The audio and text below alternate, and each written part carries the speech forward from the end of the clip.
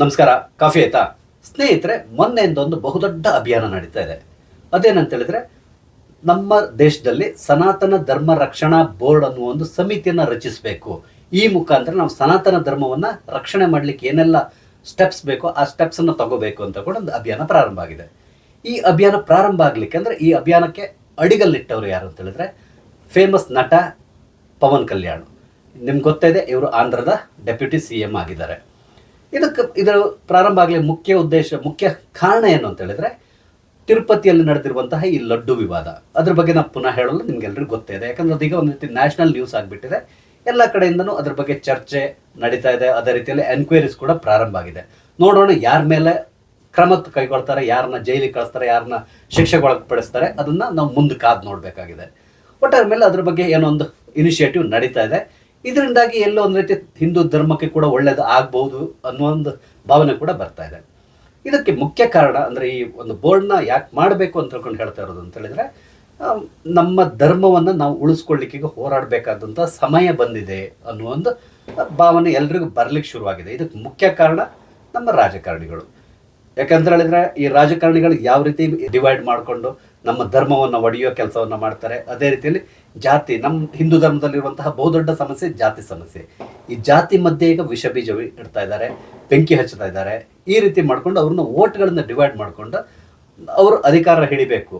ಅದಕ್ಕಾಗಿ ಈ ರೀತಿಯಲ್ಲಿ ವಿಭಜನೆಯನ್ನು ಮಾಡಿಕೊಂಡು ಸನಾತನ ಧರ್ಮವನ್ನು ಏನಾದರೂ ಮಾಡಿ ನಾವು ಇದನ್ನ ಇತಿಶ್ರೀ ಮಾಡಬೇಕು ಅನ್ನೋ ಒಂದು ಪ್ರಯತ್ನದಲ್ಲಿ ಕೆಲವರಿದ್ದಾರೆ. ಅಂದ್ರೆ ಕೆಲವು ಪಾರ್ಟಿಗಳಂತೂ ನಿಮ್ಗೆ ಗೊತ್ತಿದೆ. ಆ ಪಾರ್ಟಿಗಳ ಹೆಸರು ನಾನು ಹೇಳಬೇಕಾಗಿಲ್ಲ, ನಿಮ್ಗೆ ಚೆನ್ನಾಗಿ ಗೊತ್ತಿದೆ ಯಾರು ಈ ರೀತಿ ಮಾಡ್ತಾ ಇದ್ದಾರೆ ಅಂತೇಳಿ. ಇದರ ಮುಖ್ಯ ಉದ್ದೇಶ ವೋಟ್ ಬ್ಯಾಂಕ್ ಅಷ್ಟೇ, ಅದು ಬಿಟ್ಟರೆ ಬೇರೆ ಏನೂ ಇಲ್ಲ. ಅದನ್ನ ನಮ್ಮವ್ರು ಕೂಡ ಅರ್ಥ ಮಾಡ್ಕೊಳ್ಳಲ್ಲ. ಅದಕ್ಕೆ ಸರಿಯಾಗಿ ಅವ್ರು ಏನು ಹೇಳಿದ್ರು ಕೇಳ್ಕೊಂಡು ಅವ್ರಿಗೆ ವೋಟ್ ಹಾಕ್ತಾರೆ. ಅಂದ್ರೆ ಅವ್ರು ಕೊಡುವಂಥ ಆಮಿಷ ಇದನ್ನೆಲ್ಲ ನಂಬ್ಕೊಂಡು ವೋಟ್ ಹಾಕ್ತಾರೆ. ಕೊನೆಗೆ ಈ ರೀತಿಯ ಸಮಸ್ಯೆಗಳು ಬರ್ತದೆ. ನಮ್ಮ ಹಿಂದೂಗಳಲ್ಲಿ ಒಂದು ಬಹುದೊಡ್ಡ ಸಮಸ್ಯೆ ಇದೆ. ಅದೇನಂತ ಹೇಳಿದ್ರೆ, ನಾವು ಸ್ವಲ್ಪ ಬೊಗಳೆ ಕೊಚ್ಕೊಳ್ಳೋದು ಜಾಸ್ತಿ. ನಾವು ಏನು ಹೇಳ್ತೇವೆ ಅಂದ್ರೆ, ಸಾವಿರಾರು ವರ್ಷಗಳಿಂದ ಬೇರೆ ಬೇರೆ ಅಂದರೆ ಇಸ್ಲಾಮು ಅಥವಾ ಬೇರೆ ಕ್ರಿಶ್ಚಿಯನ್ ಇವರೆಲ್ಲರೂ ನಮ್ಮ ದೇಶದ ಮೇಲೆ ಬಂದಿದ್ದಾರೆ. ಅವರಿಗೆ ಸಾವಿರಾರು ವರ್ಷಗಳಿಂದ ನಮ್ಮ ಧರ್ಮವನ್ನು ಏನೂ ಮಾಡ್ಲಿಕ್ಕಾಗಿಲ್ಲ, ಮುಂದೆ ಕೂಡ ಏನು ಮಾಡ್ಲಿಕ್ಕಾಗಲ್ಲ. ಮುಂದೆ ಸಾವಿರಾರು ವರ್ಷ ಆದರೂ ನಮ್ಮ ಧರ್ಮ ಇದೇ ರೀತಿ ಉಳ್ಕೊಳ್ತದೆ ಅಂತಕೊಂಡು ನಾವು ಭಾಷಣ ಮಾಡ್ತಾ ಇರ್ತೇವೆ, ಬೊಗಳೆ ಕೊಚ್ಕೊಳ್ತೇವೆ. ಯಾಕಂದ್ರೆ ಯಾರಿಗೂ ಸರಿಯಾದ ಮಾಹಿತಿ ಕೂಡ ಇಲ್ಲ ಅಂತೇಳಿ ಹೇಳ್ಬೋದು. ಎಲ್ಲೆಲ್ಲಿ ಯಾವ ರೀತಿ ಮತಾಂತರ ನಡೀತಾ ಇದೆ ಅನ್ನೋದು ಯಾರಿಗೂ ಗೊತ್ತಿಲ್ಲ. ಅದು ಒಂದು ಧರ್ಮದವರಾದರೂ ಅಡ್ಡಿಲ್ಲ, ಓಪನ್ ಆಗಿ ಮಾಡ್ಕೊಂಡು ಹೋಗ್ತಾರೆ.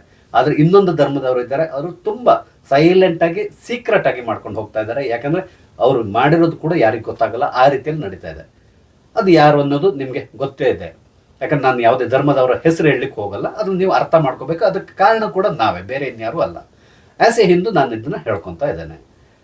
ಇನ್ನೊಂದು ಏನು ಅಂತ ಹೇಳಿದ್ರೆ, ಈ ಹೇಳಿದ್ರಲ್ಲ, ಹೆಚ್ಚು ಕಡಿಮೆ ನಮ್ಮ ದೇಶಕ್ಕೆ ಪ್ರಪ್ರಥಮವಾಗಿ ಅಂದರೆ ಹೊರಗಡೆಯಿಂದ ಇನ್ವೇಡರ್ಸ್ ಬಂದಿರೋದು ಬಹುಶಃ 7ನೇ ಶತಮಾನದಲ್ಲಿ ನಮ್ಮ ದೇಶಕ್ಕೆ ಹೊರಗಡೆಯಿಂದ 7 ಅಥವಾ 8ನೇ ಶತಮಾನದಲ್ಲಿ ನಮ್ಮ ದೇಶಕ್ಕೆ ಎಂಟರ್ ಆಗಿದ್ದಾರೆ. ಫಸ್ಟ್ ಅವರು ಸಿಂಧ್ ಪ್ರಾಂತ್ಯವನ್ನು ಗೆದ್ಕೊಂಡ್ರು. ಅಂದ್ರೆ ಈಗಿನ ಪಾಕಿಸ್ತಾನದಲ್ಲಿರುವಂತಹ ಸಿಂಧ್ ಪ್ರಾಂತ್ಯ, ಅಲ್ಲಿಂದ ಪ್ರಾರಂಭ ಆಗಿ ಈ ಕಡೆ ಬಂದರು. ಅದಾದ್ಮೇಲೆ ಹೆಚ್ಚು ಕಡಿಮೆ ಒಂದು 500 ವರ್ಷಗಳವರೆಗೆ ನಮ್ಮ ದೇಶವನ್ನು ಆಳಿದ್ರು ಕೂಡ. ಅಂದ್ರೆ ಮೊದಲು ಹೀಗೆ ಬಂದು ಹೋಗ್ತಾ ಇದ್ರು, ಇಲ್ಲಿ ಬಂದು ಲೂಟಿ ಮಾಡ್ಕೊಂಡು ಹೋಗ್ತಾ ಇದ್ರು. ಯಾಕಂದ್ರೆ ಅವರಿಗೆ ಇಲ್ಲೊಂದು ಚಿನ್ನದ ಗಣಿತರ ಆಗಿತ್ತು ಭಾರತ. ಯಾಕಂದ್ರೆ ಅಷ್ಟೊಂದು ಸಂಪತ್ ಭರಿತವಾಗಿತ್ತು. ಅದಕ್ಕೆ ಸರಿಯಾಗಿ ಇಲ್ಲಿ ಬಂದು ಇಲ್ಲಿರುವಂಥ ಸಿಚುವೇಶನ್ನ ಅವರು ಯುಟಿಲೈಸ್ ಮಾಡಿಕೊಂಡು ಇಲ್ಲಿಂದ ಬೇಕಾದ್ದನ್ನು ದೋಚ್ಕೊಂಡು ಹೋಗ್ತಾ ಇದ್ರು. ಕೊನೆಗೆ ಇಲ್ಲಿ ಬಂದು ಆಳಲಿಕ್ಕೆ ಕೂಡ ಶುರು ಮಾಡಿದ್ರು. ಕೆಲವರು ಆಳಿದ್ರು, ಕೆಲವರು ಆಳಲಿಕ್ಕೆ ಹೋಗಲಿಲ್ಲ. ಕೇವಲ ಬರೋದು, ದರೋಡೆ ಮಾಡೋ ರೀತಿಯಲ್ಲಿ ಇಲ್ಲಿಂದ ಸಂಪತ್ತನ್ನು ಲೂಟಿ ಮಾಡ್ಕೊಂಡು ಹೋಗ್ತಾ ಇದ್ರು. ಈ ರೀತಿ ನಮ್ಮ ದೇಶವನ್ನು ಹೆಚ್ಚು ಕಡಿಮೆ ಒಂದು 500 ವರ್ಷಗಳವರೆಗೆ ಅವರೇ ಆಳಿದ್ರು ಅಂತಲೇ ಹೇಳ್ಬೋದು. ಅಂದ್ರೆ ಒಂದೊಂದು ಪಾರ್ಟ್ನಲ್ಲಿ ಆಳ್ತಾ ಇದ್ರು. ದೆಹಲಿಯನ್ನು ಮುಖ್ಯ ಕೇಂದ್ರವಾಗಿ ಇಟ್ಕೊಂಡು ಕೆಲವು ಪಾರ್ಟ್ವರೆಗೆ ಆಳ್ತಾ ಇದ್ರು. ಇನ್ನು ಸೌತ್ ಇಂಡಿಯಾದಲ್ಲಿ ಅಷ್ಟೊಂದು ಸಮಸ್ಯೆಗಳು ಆಗಲಿಲ್ಲ. ಆದರೂ ಕೂಡ ಅವ್ರದ್ದು ಸ್ವಲ್ಪ ಕೆಲವು ಏರಿಯಾದಲ್ಲಿ ಅದರ ಪ್ರಭಾವ ಇದ್ದಿತ್ತು. ಅದಾದಮೇಲೆ ಯುರೋಪ್ನಿಂದ ಜನ ಬರಲಿಕ್ಕೆ ಶುರುವಾದರು. ಅವರು ಕೂಡ ಅಷ್ಟೇ ಹೆಚ್ಚು ಕಡಿಮೆ 1498ರಲ್ಲಿ ಪ್ರಥಮವಾಗಿ ವಾಸ್ಕೋ ಡ ಗಾಮ ಬಂದ.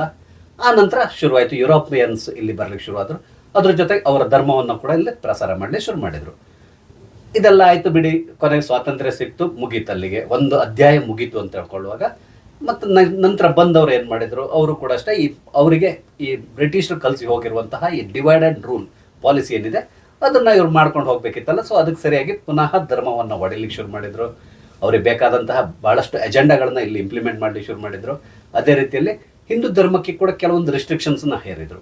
ಅದೇನು ಅಂತ ಹೇಳಿದ್ರೆ, ಧರ್ಮ ಪ್ರಚಾರ ಮಾಡಬಾರ್ದು. ಅಂದರೆ ಧರ್ಮ ಪ್ರಚಾರ ಅಂತ ಪ್ರಚಾರ ಆಗ್ತಾ ಇರ್ತದೆ, ಆದರೆ ಬೇರೆ ಧರ್ಮದಿಂದ ನಮ್ಮ ಧರ್ಮಕ್ಕೆ ಮತಾಂತರ ಮಾಡಿಸ್ಕೊಳ್ಳೋದು ಅದು ಆ ರೀತಿ ಮಾಡದೇ ಇರೋ ರೀತಿಯಲ್ಲಿ ನೋಡಿಕೊಂಡ್ರು. ಆದ್ರೆ ಈಗ ಹಿಂದೂ ಧರ್ಮ ಬೆಳೀತಾ ಇದೆ, ಆದ್ರೆ ಭಾರತದಲ್ಲಿ ಬೆಳೀತಾ ಇಲ್ಲ, ಹೊರಗಡೆ ಬೆಳೀತಾ ಇದೆ. ಯುರೋಪ್ನಲ್ಲಿ ಬೆಳೀತಾ ಇದೆ, ಅಮೆರಿಕದಲ್ಲಿ ಬೆಳೀತಾ ಇದೆ, ಆಫ್ರಿಕಾ ದೇಶಗಳಲ್ಲಿ ಬೆಳೀತಾ ಇದೆ. ಅಲ್ಲಿ ಬಹಳಷ್ಟು ಜನ ಹಿಂದೂ ಧರ್ಮವನ್ನ ತಮ್ಮ ಅಂದ್ರೆ ಸನಾತನ ಧರ್ಮವನ್ನ ಆರಿಸ್ಕೊಂಡು ಅಲ್ಲಿ ಮತಾಂತರಾಗಿ ಬರ್ತಾ ಇದ್ದಾರೆ. ಯಾವುದೇ ರೀತಿಯ ಫೋರ್ಸ್ ಮಾಡೋದಿಲ್ಲ. ಅಂದ್ರೆ ಇನ್ನೊಂದಿದೆ, ಇದಕ್ಕೆ ಮುಖ್ಯ ಕಾರಣ ಇಸ್ಕಾನ್ ಅವ್ರು ಮಾಡ್ತಾ ಇದ್ದಾರೆ ಅಂತ ಹೇಳ್ಬೋದು. ಆದ್ರೆ ಅವ್ರು ಮಾಡ್ತಾ ಇರೋದು ಯಾವ ರೀತಿ ಅಂದ್ರೆ ಕೇವಲ ಅವ್ರನ್ನ ಯಾವುದೇ ರೀತಿಯಲ್ಲಿ ಫೋರ್ಸ್ ಮಾಡ್ದೇನೆ ಅವ್ರು ನಮ್ಮ ಧರ್ಮದ ಕಡೆ ಬರೋ ರೀತಿಯಲ್ಲಿ ನೋಡ್ಕೊಳ್ತಾರೆ. ನಿಮ್ಮಿಷ್ಟ. ನಮ್ಮ ದೇಶಕ್ಕೆ ಹೊರಗಿಂದ ಬಂದವ್ರು ಮಾಡಿರೋದೇನು, ಕತ್ತಿಯನ್ನು ಹಿಡ್ಕೊಂಡು ಬಂದ್ರು, ಕತ್ತಿಯ ಮುಖಾಂತರ ಎಲ್ಲವನ್ನೂ ಮಾಡ್ಕೊಂತ ಹೋದ್ರು. ಆದ್ರೆ ಇದು ನಮ್ಮ ಹಿಂದೂ ಧರ್ಮ ಬೇರೆ ಕಡೆ ಪ್ರಚಾರ ಆಗ್ತಾ ಇರೋದು ಹೇಗೆ ಅಂತ ಹೇಳಿದ್ರೆ ಕೇವಲ ಅವರ ಮನ ಗೆಲ್ಲುವುದರ ಮುಖಾಂತರ ಆಗ್ತಾ ಇದೆ, ಅಥವಾ ಅದರಿಂದ ನಮ್ಮ ಧರ್ಮವನ್ನ ಫಾಲೋ ಮಾಡಿದ್ರೆ ನಿಮ್ಗೆ ಏನ್ ಬೆನಿಫಿಟ್ಸ್ ಇದೆ ಅನ್ನೋದನ್ನ ಇವ್ರು ತಿಳಿಸ್ತಾ ಇದ್ದಾರೆ. ಅದಕ್ಕೆ ಸರಿಯಾಗಿ ಅದನ್ನ ಒಪ್ಕೊಂಡು ಬರ್ತಾ ಇದ್ದಾರೆ. ಅದರಲ್ಲಿ ಮುಖ್ಯವಾಗಿ ಶಾಂತಿ ಸಿಗ್ಬೇಕು ಅಂದ್ರೆ ಈ ಧರ್ಮವನ್ನ ಆರಿಸ್ಕೊಳ್ಳಿ ಅಂತ ಹೇಳ್ತಾರೆ. ಅದು ಕೂಡ ಅವರಿಗೆ ಆಪ್ಷನ್ ಅವರಿಗೆ ಬಿಟ್ಟಿರ್ತಾರೆ, ಯಾವುದೇ ರೀತಿ ಫೋರ್ಸ್ ಮಾಡ್ತಾ ಇಲ್ಲ. ಬಹಳಷ್ಟು ಜನ ಬರ್ತಾರೆ ಹೋಗ್ತಾರೆ, ಈ ರೀತಿ ನಡೀತಾ ಇದೆ. ಅದು ಒಂದು ರೀತಿಯಲ್ಲಿ ನಡೀತಾ ಇದೆ. ಆದ್ರೆ ಈಗ ಸದ್ಯದ ಪರಿಸ್ಥಿತಿಯಲ್ಲಿ, ಯಾಕಂದ್ರೆ ಹಿಂದೂ ಧರ್ಮದಿಂದನೇ ಅಂದ್ರೆ ಸನಾತನ ಧರ್ಮದಿಂದನೇ ಬಹಳಷ್ಟು ಧರ್ಮಗಳು ಉದ್ಭವ ಆಗಿದೆ. ಮುಖ್ಯ ಧರ್ಮ ಹಿಂದೂ ಧರ್ಮ ಅಂತ ಹೇಳ್ತಾರೆ. ನಿಮ್ಗೆ ಗೊತ್ತಿರ್ಬೋದು, ಜೈನ ಧರ್ಮ ಇರ್ಬೋದು, ಬೌದ್ಧ ಧರ್ಮ ಇರ್ಬೋದು, ಇದೆಲ್ಲದೂ ಅಷ್ಟೇ ಸನಾತನ ಧರ್ಮದಿಂದನೇ ಹೊರಗಡೆ ಹೋದವರು. ಅವ್ರದ್ದೇ ಆದ ಒಂದು ಧರ್ಮವನ್ನು ಮಾಡ್ಕೊಂಡ್ರು, ಅವರು ಬೇರೆ ರೀತಿಯ ಪಾಲಿಸಿಗಳನ್ನ ಮಾಡ್ಕೊಂಡ್ರು, ಅವ್ರದ್ದಾದ ಆಚರಣೆಗಳನ್ನು ಮಾಡ್ಕೊಂಡ್ಬಂತಾರೆ. ಅದೆಲ್ಲದಕ್ಕೂ ತಾಯಿ ಬೇರು ನಮ್ಮ ಸನಾತನ ಧರ್ಮ ಆಗಿದೆ. ಆದ್ರೆ ಈಗ ಆಗ್ತಿರೋ ಸಮಸ್ಯೆ ಏನು ಅಂತ ಹೇಳಿದ್ರೆ, ನಮ್ಮ ಧರ್ಮವನ್ನ ಆದಷ್ಟು ಹೊಡಿಬೇಕು, ಈ ಧರ್ಮ ನಶಿಸಬೇಕು ಅಂತಕೊಂಡು ಬಹಳಷ್ಟು ದೇಶಗಳು ಕೂಡ ಪ್ರಯತ್ನ ಪಡ್ತಾ ಇದೆ. ಅದಕ್ಕೆ ಸರಿಯಾಗಿ ನಮ್ಮ ದೇಶದಲ್ಲಿರುವಂತಹ ಈ ರಾಜಕಾರಣಿಗಳು, ನಮ್ಮ ಕೋಸುಂಬೆಗಳಿದಾರಲ್ಲ, ಇವರು ಕೂಡ ಅದಕ್ಕೆ ಕೈ ಜೋಡಿಸ್ತಾ ಇದ್ದಾರೆ. ದೇಶವನ್ನು ಆಳಲಿಕ್ಕಾಗಿ ನಾವು ಈ ರೀತಿ ಮಾಡಬೇಕು, ಅಥವಾ ಮತ ಬ್ಯಾಂಕ್ ಅನ್ನ ನಾವು ಬೆಳೆಸ್ಕೊಂಡು ಹೋಗ್ಬೇಕು ಅಂತಕೊಂಡು ಯಾರ್ಯಾರನ್ನು ಓಲೈಸ್ಕೊಂಡು ಹೋಗ್ತಾರೆ. ಸೊ ಈ ಸಮಸ್ಯೆಯಿಂದಾಗಿ ಸನಾತನ ಧರ್ಮ ಬಹಳಷ್ಟು ಇಕ್ಕಟ್ಟಿನಲ್ಲಿ ಸಿಕ್ಕಾಕೊಂಡಿದೆ ಅಂತ ಹೇಳ್ಕೊಂಡು ಈಗ ಹೇಳ್ತಾ ಇರೋದು. ಸನಾತನ ಧರ್ಮ ರಕ್ಷಣೆಗಾಗಿ ಒಂದು ಬೋರ್ಡ್ ಆಗಬೇಕು, ಅದರ ಮುಖಾಂತರ ನಮ್ಮ ಧರ್ಮವನ್ನು ನಾವು ರಕ್ಷಿಸಿಕೊಳ್ಳಬೇಕಾದಂತಹ ಸಮಯ ಬಂದಿದೆ ಅಂತೇಳಿ ಹೇಳ್ತಾರೆ. ಆದ್ರೆ ಇನ್ನೊಂದಿದೆ, ಧರ್ಮ ರಕ್ಷಣೆಗಾಗಿ ನಮ್ಮ ದೇಶದಲ್ಲೇ ಹಲವಾರು ಮಠಗಳಿದೆ, ಮಠಾಧೀಶರಿದ್ದಾರೆ, ಅದೇ ರೀತಿ ಬೇರೆ ಬೇರೆ ಗುರುಗಳು ಕೂಡ ಇದ್ದಾರೆ, ನಮ್ಮ ಧರ್ಮದಲ್ಲೇ ಇದ್ದಾರೆ. ಆದ್ರೆ ಇವರಿಂದ ಆಗಲ್ವ ಕೇಳಿದ್ರೆ, ಇವರ ಮಧ್ಯೆ ಕೂಡ ಬಹಳಷ್ಟು ಸಮಸ್ಯೆಗಳಿದೆ. ಒಬ್ರೊಬ್ರು ಒಂದೊಂದು ರೀತಿಯ ಮಾತಾಡ್ತಾರೆ. ಅದರಲ್ಲೂ ಕೂಡ ಜಾತಿಗೊಬ್ಬ ಸ್ವಾಮೀಜಿ ಇರ್ತಾನೆ, ಮಠಾಧೀಶ ಇರ್ತಾನೆ, ಅವರು ಕೂಡ ಪೊಲಿಟಿಕಲಿ ಇನ್ಫ್ಲುಯೆನ್ಸ್ ಆಗಿರ್ತಾರೆ. ಜಾತಿಯವನ್ನ ಪರವಾಗಿ ಪ್ರಚಾರ ಕೂಡ ಮಾಡುವ ಲೆವೆಲ್ ವರೆಗೆ ಈಗಿನ ಸ್ವಾಮೀಜಿಗಳು ಬಂದಿದ್ದಾರೆ, ಅಂದ್ರೆ ಮಠಾಧೀಶರು ಬಂದಿದ್ದಾರೆ.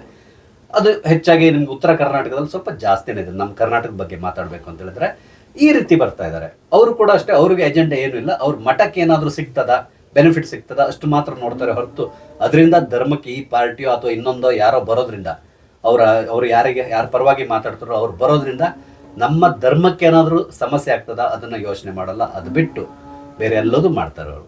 ಅದೇ ರೀತಿಯಲ್ಲಿ ಬೇರೆ ಧರ್ಮದವ್ರ ಬಗ್ಗೆ ಯೋಚನೆ ನೋಡಿಬೇಕಾದ್ರೆ ಅವ್ರು ಯಾವ ರೀತಿ ಮಾಡ್ತಾರೆ ಅಂತ ಹೇಳಿದ್ರೆ, ಅವ್ರಿಗೆ ಯಾರೋ ಒಂದು ಅವ್ರ ಧರ್ಮಕ್ಕೆ ಯಾರು ಸಪೋರ್ಟ್ ಮಾಡ್ತಾರೆ ಅದನ್ನ ನೋಡ್ಕೊಂಡು ಸಂಪೂರ್ಣವಾಗಿ ಒಂದು ರೀತಿ ಟರಾವ್ ಕೊಟ್ಬಿಡ್ತಾರೆ. ಇಂಥವ್ರಿಗೆ ನೀವು ಮತ ಹಾಕಬೇಕು ಅಂತೇಳಿ ಹೇಳಿ ಅವ್ರನ್ನ ಆರಿಸಿ ಕಳಿಸ್ತಾರೆ. ಅವ್ರು ಆರಿಸಿ ಕಳಿಸಿ ಹೋದ್ಮೇಲೆ ಓಪನ್ ಆಗಿ ಹೇಳ್ತಾರೆ, ನಾನು ಇಂಥವ್ರ ಕೃಪೆಯಿಂದನೇ ಗೆದ್ದು ಬಂದೆ ಅಂತ ಹೇಳ್ಕೊಂಡು. ನಮ್ಮ ಗೃಹ ಮಂತ್ರಿಗಳಿಗೆ ಆಗಿರುವಂತಹ ಪರಮೇಶ್ವರ್ ಅವರು ಹೇಳಿದ್ದನ್ನು ನೀವು ಕೇಳಿದ್ದೀರಾ. ಅಂದ್ರೆ ಅವರಿಗೆ ಸನಾತನ ಧರ್ಮದವರು ಓಟ್ ಹಾಕಿದ್ದಾರೆ, ಬಟ್ ಅವ್ರ ಬಗ್ಗೆ ಅವರು ಯಾವತ್ತೂ ಮಾತಾಡಿಲ್ಲ. ಅದು ಬಿಟ್ಟು ನಾನು ಇಂಥವರ ಕೃಪೆಯಿಂದಾನೇ ಗೆದ್ದೆ ಅಂತೇಳಿ ಹೇಳ್ತಾರೆ. ಈ ರೀತಿಯ ಮನಸ್ಥಿತಿಯವರು. ಹಾಗಾಗಿ ನಮ್ಮ ಧರ್ಮ ಒಂದು ರೀತಿಯ ಅಪಾಯದಲ್ಲೇ ಇದೆ ಅಂತೇಳಿ ಹೇಳ್ಬೋದು.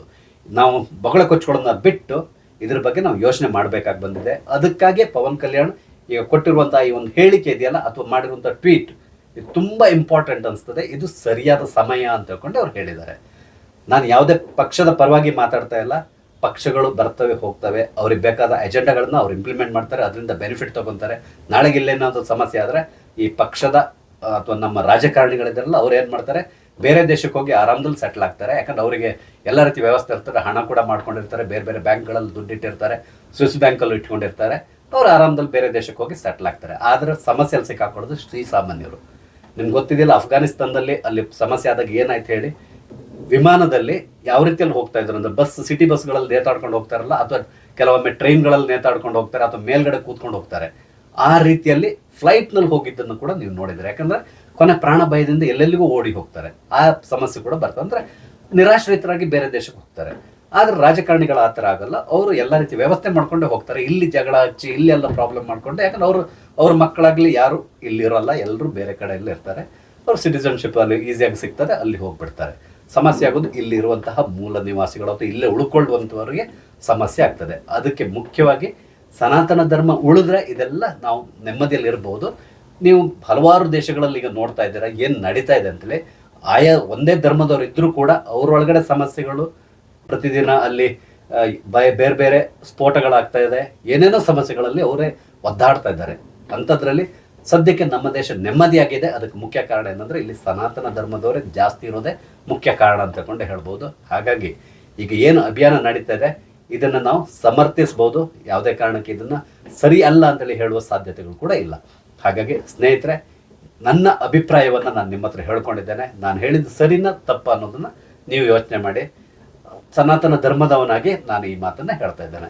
ಸ್ನೇಹಿತರೆ, ನನ್ನ ವಿಡಿಯೋ ಇಷ್ಟ ಆದರೆ ನಾನು ಹೇಳಿದ್ದು ಸರಿ ಅಂದರೆ ಬೇರೆಯವರು ಶೇರ್ ಮಾಡೋದನ್ನು ಕೂಡ ಮರಿಬೇಡಿ. ಅದೇ ರೀತಿಯಲ್ಲಿ ದಯವಿಟ್ಟು ನನ್ನ ಚಾನಲ್ ಸಬ್ಸ್ಕ್ರೈಬ್ ಮಾಡಿ ನನಗೆ ಸಪೋರ್ಟ್ ಮಾಡಿ.